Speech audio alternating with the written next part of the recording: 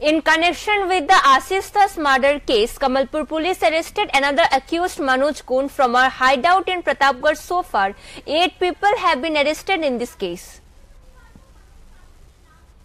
Based on the statement of Prashanta Das, manager of the RKI Brick Clean and an accused in the case, police arrested Manoj Kun, known locally as Manoj Kaku, from Pratapgarh on Saturday. On Monday, Manoj Kun along with Prashanta Das and Pranesh Banik was produced before the Kamalpur court. The court granted 4 days of police remand as per APP Shemal Kanti Pal. All 3 will be produced in court again on Thursday.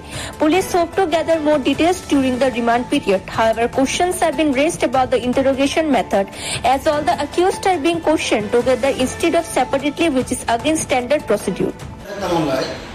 গতকালকে police মনোরঞ্জন গুণকে আদালতে হাজির করে মনোরঞ্জন গুণ, প্রাণেশ বণিক এবং প্রশান্ত দাসের জন্য 4 দিনের police remand এখানে আবেদন করে।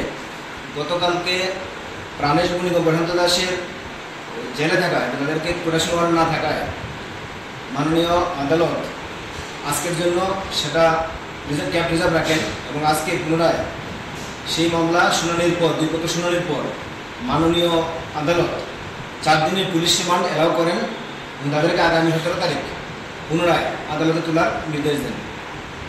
আচ্ছা, কে কে আজকে কারে কারে কোর্টে তোলা হয়েছে? মনোরঞ্জন গুণ,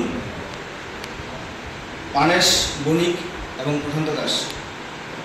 3 জনই কি অভিযুক্ত? দুজন তো আগে জেলে ছিলেন, প্রাণেশ বণিক এবং প্রশান্ত দাস আগে জেলে ছিলেন, তাদের আগেই গ্রেপ্তার করা হয়েছিল, তারা জেল কাস্টডি ছিলেন। মনোরঞ্জন গুণকে গতকালকে বসুনে অ্যারেস্ট করার পর গতকালকে আদালতে তোলা হয়, কিন্তু গতকালকে ওই 3 জনের একসঙ্গে পুলিশ রিমান্ডে প্রেয়ার করা হয়। যেহেতু প্রশান্ত দাস এবং প্রাণেশ বণিক তারা জেলে ছিল এবং প্রোডাকশন ওয়ারেন্ট সেখানে ইস্যু করা হয়নি, সেজন্য আজকে তাকে রাখা হয়েছিল এবং আজকে 3 জনেরই সেখানে একসঙ্গে শুনানি হয়। 2 পক্ষেরই সেখানে আন্দোলন শোনার পর মাননীয় আদালত পুনরায় তাদেরকে 4 দিনের পুলিশ রিমান্ড এলাও করেন এবং 18 তারিখ।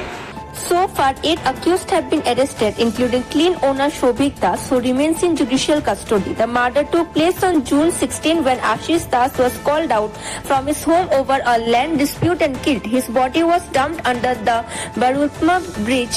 Public outrage has continued through protest marches demanding justice.